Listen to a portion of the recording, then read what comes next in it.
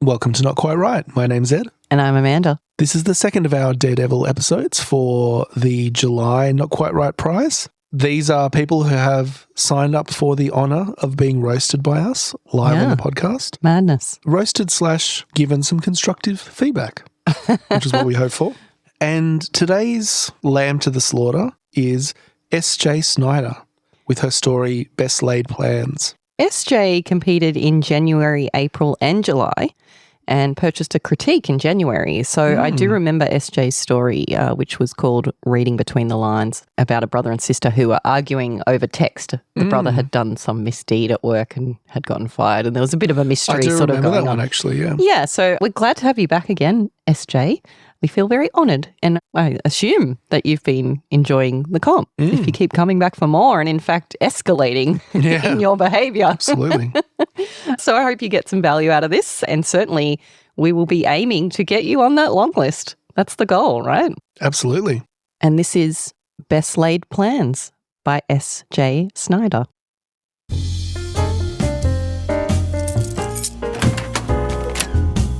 Dad!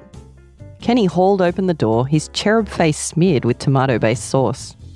Did you know if we had a pet baby tiger that we would be super nice to it and teach it games like pat a cake?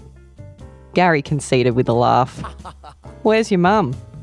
Kenny pulled him to the dining room, his place setting conspicuously empty. Finish your green beans, sweetheart, Maggie admonished. Gary served himself spaghetti while she talked. You're home early, she remarked. We finally submitted the paper. He twirled noodles around his fork. This smells delicious, Mags. She avoided his gaze. How was costume day? She asked Kenny. Their son opened his mouth, allowing the unchewed beans to plop back onto his plate. Awesome! I arrested all of my not friends. Your teacher told me about it at pickup, she said. What did you find for your policeman outfit this morning?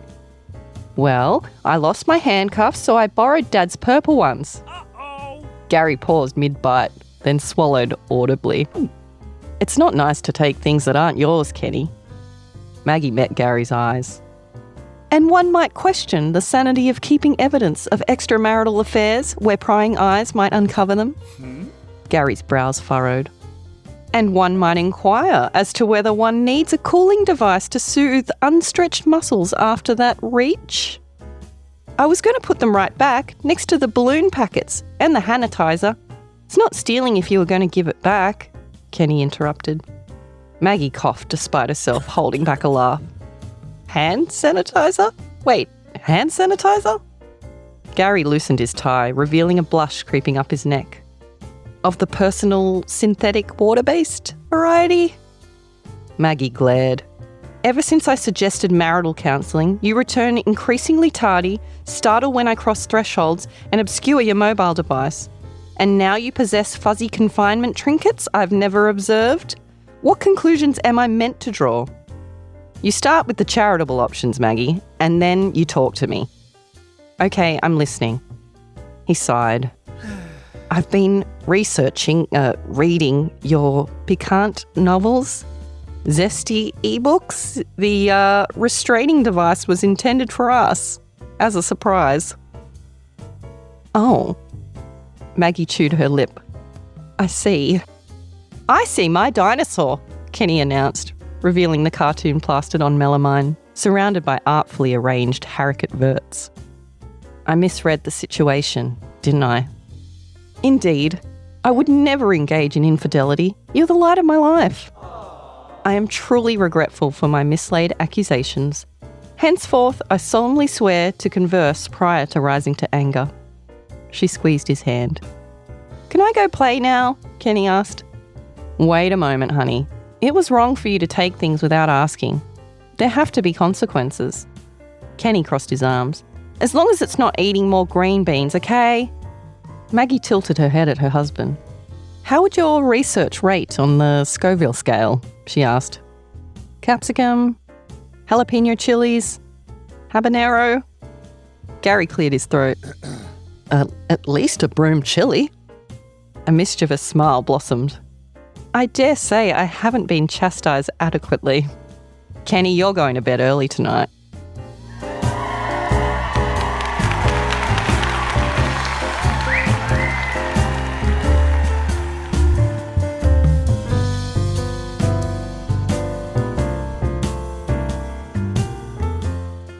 So first of all, apologies for my inability to have 3 different voices there. So I hope you could follow who was speaking. Kenny was the kid. So thank you, SJ, for that fun little romp. Yeah. I think we both enjoyed this story. We both gave it a maybe for the long list. It didn't quite make it into the long list, but I don't think it was too far off. As far as Daredevils go, this one actually got my highest rating. There was a lot to like here. From a prompt perspective, the anti-prompt perspective, I thought it was a great approach to use the purple prose as a way of hiding the content from the child. Yeah, and in fact, I think we called it out in the long list episode as one of the original takes on the anti-prompt, and I really enjoyed reading that, I have to say. Like, picked it up immediately what was going on and applauded that take on the purple prose anti-prompt. And there's a lot of other great things to call out here. First of all, the comedy in the scene, the fact that all of the characters are clear, they're all named, and the fact that it is one scene that takes place, so it's very contained. Yeah, and I think as well, we start off with that conflict, right? We're setting up that his place setting was conspicuously empty, so we know she's sort of angry with him before we even begin, and then the reason reveals itself. Yeah, so maybe let's step through a little bit of the story and call out some moments. So the story opens with Kenny hauling open the door. The child, his cherub face smeared with tomato-based sauce, which I thought was an interesting description. I'm not sure if that caught your eye as well. Yeah, I quite like tomato-based sauce. Like, it's just such a parent way of looking at it. Like, it's just... It stood out to me as a little bit awkward at first, tomato-based sauce, but it is a way of setting up, and I'm not sure if this is the intention, but the father as the perspective character in the story, because he's just arrived. He doesn't know what it is. All he can see is it's some sort of tomato-based sauce. So it's a good little perspective moment. What I didn't initially grasp from this scene was the fact that it was the front door. Yeah. So I would have liked it to say, Kenny hauled open the front door. So we know he's just arriving home. First time I read this through, the first few sentences, it could have just been any door in the house. Yeah. So I didn't quite have that scene pictured well in my mind. Yeah, I would applaud again, as we did in the last Daredevil, that SJ here has named the characters in that opening line, has established a sense of place. So both of those things are great. So we don't have this hanging dialogue. We know who said it. So that's really great. I would just say just that little extra step of making that explicit. So we said Kenny. Let's say it's his son. Do you know what I mean? Like, we just need to be really clear who we're talking about here and where we are. So like you said, the front door of the house, it's his son Kenny. Very simple things that can be handled very quickly. You can show that it's his son, and you have, but I think really setting that up so that we know what's going on immediately is super helpful. What I think I took issue with in that opening was Kenny's dialogue. So we've got, did you know if we had a pet baby tiger that we would be super nice to it and teach it games like pat a cake? Now, I don't know any kid who talks about pat a cake, and that might just be my frame of reference. This might be a cultural difference or something specific to certain families where that would be more true. The kids in my life only talk about like YouTube, or TV or things like that. So that reference point of pat a cake to me felt really quite old, which sort of messed with my timeline a bit. Okay. So I think a more modern reference might have sort of helped drop me into that scene. And it just sort of, I guess, didn't feel like natural dialogue from a kid is the main point. What I thought that line did well is pick up on that thing that kids do when, which is be in their own little world, right? Dad's home. He's not going to be like, hi, Dad, how was work? He's just going to say whatever is on his mind. Yeah. So no, that was absolutely. done well. And it certainly does establish that that's the little kid, right? So that is done well, I think. Yeah. I guess what I'm just touching on is it didn't sort of ring as authentic to me. And I think a little bit more authentic and potentially a little bit more modernized or something to make us feel like, okay, we know what time we're in as well. Yeah.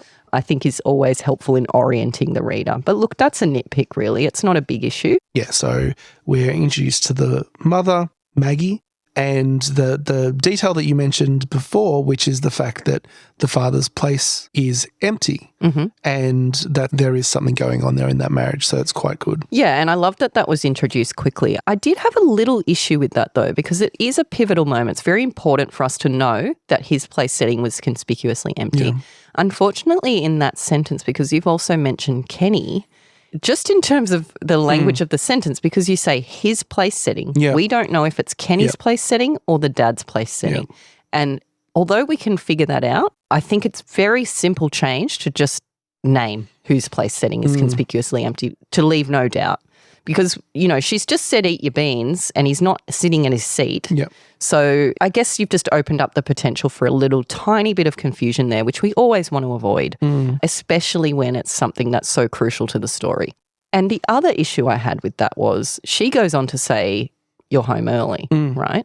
And so therefore, why is he getting peeved that his place setting is empty? It wasn't conspicuously empty. He's early. She's not ready for him. She's feeding the child. And that felt wrong to me. That felt like a wrong conclusion there. And therefore, I was a bit off kilter as to what's going on. So I think that's sort of a little bit of a plot hole there. That's something that you could very easily tidy up. That's not a big issue. It's more just thinking about, okay, if he's early, why would he expect his dinner to be hot on the table? And making it clear that it's the dad's place setting that's conspicuously empty, I think is important. So then we move on to the discussion about costume day, and that's where we hit the plot point, the main plot point, that Kenny has stolen the purple handcuffs. And that's great for hitting 2 prompts in one sentence. And I also like how that central plot point is introduced, again, fairly early. We've just gotten home, walked in, we know who we are, and bang, we're into the story. It's quite a tight story. Yeah, I agree. And you're not bored, right? There's no opportunity to get bored. It's happening. There's something else happening. And now we've got more information. And you're doing what a lot of authors actually fail to do, which is taking the reader on the journey with you. Yeah. So I think in many stories, authors they introduce this air of mystery thinking that it's going to make the story more intriguing, where what it actually does is it makes the reader unable to form a picture in their mind of what's happening. So they can't follow the story until the end. And then they get it. They get where they are and who's talking and why. Whereas in this story, it's all very much laid out on the table. And look, it's just a family sitting down to dinner, and yet it is compelling because we've got this conflict. So I don't think those elements do need to be hidden. More often than not, it's going to work to just really give us that information immediately. I could very easily see the story have been a discussion about handcuffs that you find out in the last paragraph was actually the fluffy purple handcuffs, for example. Yeah. Making it into a twist when it doesn't need to be. Yeah, exactly. I think this is a much better approach. Yeah, so I'd love for others who are listening, setting up this clarity, letting the reader follow the story, letting them form a picture in their mind of who these people are, who they are to each other, where they are in time and space, actually gives us the gift of being able to experience the story along with the characters. So that's a huge plus in my book. Okay, so the next paragraph here, it's not nice to take things that aren't yours, Kenny. Maggie met Gary's eyes, and one might question the sanity of keeping evidence of extramarital affairs where prying eyes might uncover them. At this point, reading this line, I felt that was probably a little bit of an unrealistic reaction, given the hints at the problems that they're having. This might be a major issue for them to deal with. Yeah. It may have been more of a questioning, what do you have to say for yourself? That might make sense. But jumping to that conclusion and then being so blasé about it stood out to me. I think it could work, but I think what we need to do here is make it clear that he sort of surprised her by coming home early. We've set that up, but we haven't sort of paid that off in terms of now she's flustered, because she was actually expecting to confront him later when Kenny was in bed or something. Right, yeah. And now he's sort of walked in and she's not ready to have the conversation, but she's being forced to have the conversation because of circumstances, and that's why she's jumped into this purple prose in front of the child.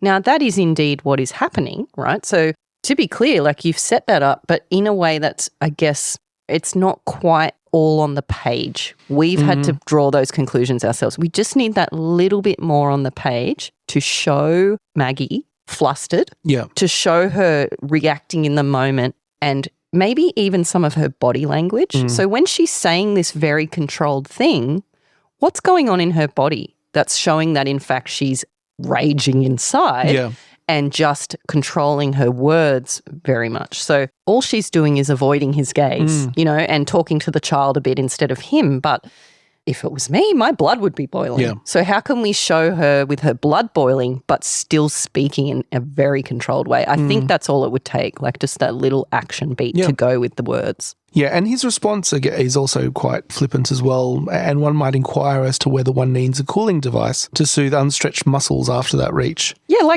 wow, mate. Is that how you're going to get her back on site? Yeah, yeah. Now she's more pissed off. No, I agree. I was like, not even blasé. Like, I thought that was harsh. Yeah, It's a harsh yeah. response. Like, she has a reason like to a be zinger. concerned, right? Like, you know why she's concerned. We've established what she's found. She's drawn maybe a long bow, but a logical conclusion from that, right? And you're instantly like going to fire up instead of just being immediately like, oh no, honey, they're for you. Yeah. I don't know. Like, it just didn't feel like a natural conversation to me. No, completely. Yeah. I did like the next bit about the sanitizer, the hand sanitizer, and the implication of that and the balloons. I thought that was quite good. Yeah, exactly. Like, that's fun and clever. I don't know why they talked about the hand sanitizer so much. It didn't sort of reveal anything more than the balloon packets comment already had. Yeah, I did feel that you could have left that hang a little bit. I think the reader gets the picture about the hand sanitizer and the balloons, and you don't need to explain the joke there. Yeah, definitely. I mean, I like that we're developing this conflict between the pair and that it's all being very controlled within this language. And I think that's, a really fun take on the anti-prompt, as we've said, but also great to keep and hold our interest as well. I think what it needed maybe was a little bit more of some of those action beats. Let's have some more subtext in how they're acting with the child versus how they're talking to each other. So we've got the child interjecting at times to say what's on his plate and what he's looking at, but it's not really adding value. Like, you could use that opportunity of the child there and how they're potentially even using him in their conversation, or how his comments are making the moment more awkward, or you could really play with that, where in fact what's happening here is he's just sort of gabbing about his day, he's carrying on, and the parents are having this separate conversation, and there's not really a link there between the two. And I think that's a missed opportunity. It's not a problem per se, but it's a missed opportunity to maybe deepen that story a little bit. Like, choose what Kenny's actions and words are and how they will add value to the story rather than just being these meaningless interjections at various times. Because his presence is crucial to this story, right? He's the one who took the handcuffs, and he's the reason they can't speak openly. Yeah, and one example of that comes right after, where Kenny announces, "I see my dinosaur," right, and which is a little bit incongruous to the story. That doesn't really have any bearing on what's going on. Revealing the cartoon plastered on melamine, surrounded by artfully arranged haricot verts. And that stood out to me as a piece of purple prose that wasn't in dialogue, and I wasn't quite sure why. That's French for green beans. Well, it's a type of green bean. Oh, is it? But I had to Google it because I didn't know. I think that was a problematic choice. We've referred to them as green beans previously. Yeah. This dad, from whose perspective is the one that we're following here, we presume it's his POV, this story. He only knew it was a tomato-based sauce, and now he knows they're haricot verts. Yes. Very specific type of green bean. It just jarred a little, and it was just unnecessary, I think. I think it could have just been beans. Yeah. And that would have been enough. It's so little, but it is an impact on the reading experience where it takes us out of the story just for that moment. And that can be enough sometimes to just distract and to just take us right out of the bang, the drama is building, and then all of a sudden we're like, huh? What's that mean? We want to avoid that as much as possible. And that's the whole point of the avoid purple prose keep rule. it simple. Yeah, keep it simple so that we're not distracted out of the story. And so then we get into, I guess, the resolution of the drama. I misread the situation, didn't I, from Maggie? And then we kind of move into the territory of, they're reconciling, right? And it's a fairly quick reconciliation. It may be a little bit too quick given the tension of the situation, but it's also, you've got to wrap up the story. Yeah. So I do understand appreciate that. I mean, I did make a comment myself that it was resolved not so much too quick, but too easily. Yeah. It's like, oh, I'm wrong. Yes, you are. Okay, good. No, that's not how arguments go between married couples. There are some words in there that you could save. And again, just an action beat or a moment between them before we get to, oh, I misread it, didn't I? Some kind of recognition between them or some kind of payoff there on that. And I think too, so once we get into the resolution, right, and then there's this joke around she's going to get punished, right? Yeah. Which is a fun place to end it given it's about the handcuffs and all of that. And it's kind of lovely, really. You've got this couple who's been on the brink of divorce, potentially. They've been going to marriage counselling and whatever, that now they're coming together. And I think, awkward, that now they're reconciling. But I felt like maybe a little bit of a missed opportunity. Like Maggie brings up with Kenny that he's going to need a punishment, right, for not taking the handcuffs. Yeah. But then she doesn't sort of finish that thought with him. And then they kind of leave it hanging. And what they need to do is, in that final line where the dad says, Kenny, you're going to bed early tonight, that needs to be his punishment. Do you know what I mean? Very clearly expressed that I think your punishment is you're going to bed early tonight. And it's such a little tweak, but it finishes that story arc in a way that currently isn't there. And then the parents could say something to each other about how she's going to now get a punishment for making accusations, basically. And again, that thought isn't fully expressed, that that's the consequence of her actions from jumping to a conclusion. And I think if both of those things were tied up a little bit more neatly, that would result in a much more satisfying conclusion. It's all there, but it's just not neatly tied up. And I don't think it would take much to do that. And do you know what? I honestly think that would have potentially been enough to tip it on the long list. Yeah. If we had a more resolved ending there, I think I would have felt like it was a more satisfying reading experience, because I think a lot of the other elements are there. We've got the drama, we've got the character development, it's a tight scene, all of those things are there. So just making it more satisfying is probably all it needed. Maybe also some tweaks in terms of the believability of those interactions, like the natural speech, the natural flow of an argument, and the natural voice of a child as well. Yeah. So all of those things too. And I think that, that would have been enough. Yeah. So prompt-wise, our table word was charitable. So again, another one slipped in there, hidden, appropriate. And fit well into the plot as well. It didn't seem shoehorned in. No, absolutely. Yeah. And let's be real, it was a pretty easy word to slip in, and we did. Great, perfect. The stolen item was the handcuffs. So that worked well. And although Kenny would say it doesn't count as stealing if you're going to put it back. That's right. And then finally, we've already mentioned with the purple prose aspect, apart from the handcuffs themselves being fluffy and purple, this very clever idea of making it a code for the parents to speak in around their younger child. I thought that was fantastic. Yeah, well, I mean, great showcasing of two prompts there. So thank you so much for sharing your talents with us, SJ. We did enjoy that story. I had a good laugh. I thought it was a great take. So congratulations. Well done. So Maggie's just gone back into the kitchen because what she's doing now is she's going to finish off another roast, right? That's right. She's going to bring it out, and we are going to roast another Daredevil in our next episode. Until then, right on. Right on. We hope you enjoyed this special Daredevil episode of Not Quite Right. If you have thoughts on this story, follow us on social media and join the conversation. And if you'd like to participate in the next round of the competition, head over to our website at notquiteright.com. That's WRITE. Something doesn't seem quite right.